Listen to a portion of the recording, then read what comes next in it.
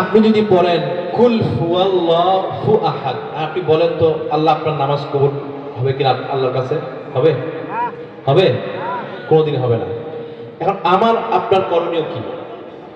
একজন মুসলমান হিসাবে আমার এবং আপনার করণীয়টা কি? এই করণীয় হচ্ছে যে আল্লাহ পাক আমাকে দুনিয়াতে মুসলমান হিসেবে পাঠিয়েছেন, আলহামদুলিল্লাহ, সবসময় শুকরিয়া আদায় করবেন। এই মুসলমান হওয়ার জন্য আল্লাহ পাক যে আপনাকে পাঠিয়েছেন মুসলমান হিসাবে, শুকরিয়া আদায় করবেন। আরো কিছু কাজ আপনার জন্য আছে, সেটা হচ্ছে যে কোরআনকে তার হক আদায় করে তেলাওয়াত করা।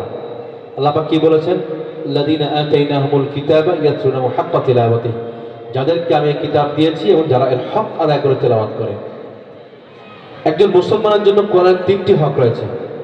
প্রথম হক হচ্ছে কোরআন যেভাবে নাজিল হয়েছে ঠিক সেইভাবে হক আদায় করে তেলাওয়াত করা। দ্বিতীয় হক হচ্ছে কোরআনকে বোঝা। তৃতীয় হক হচ্ছে এর উপর পরিপূর্ণ আমল করা।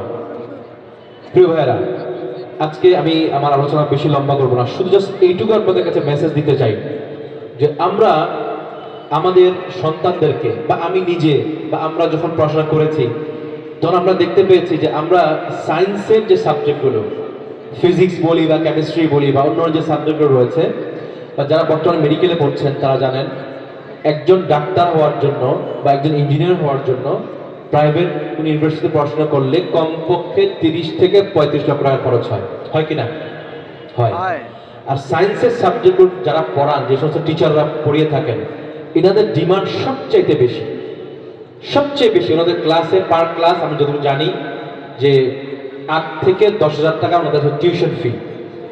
তাহলে আপনি দুনিয়াবি শিক্ষা অর্জনের জন্য যদি 8 থেকে 10,000 টাকা আপনি ব্যয় করতে পারেন, তাহলে যেই রব আপনাকে সৃষ্টি করেছেন, যেই আল্লাহ আপনাকে সৃষ্টি করেছেন, দুনিয়াতে পাঠিয়েছেন, সেই আল্লাহর বাণী এই কোরআনকে বিশুদ্ধভাবে শেখার জন্য আপনি কি পারেন না ভাই?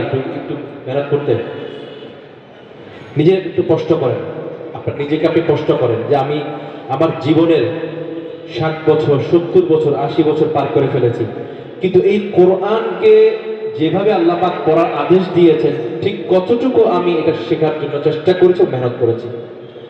কাল কিয়ামতের মাঠে আমার রব যখন আপনাকে জিজ্ঞেস করবেন, ও হে আব্দুল করিম বা ও হে আব্দুর রহমান, আমি এই কোরআনকে তো আমার প্রিয় হাবিবের উপর নাযিল করেছি তোমাদেরকে এর ইত্তেবা করার জন্য, শেখার জন্য, বোঝার জন্য, আমল করার জন্য, কিন্তু তুমি কতটুকু এর হক আদায় করে আমার সামনে এসছো, তখন আমার আপনার জবাব কি হবে?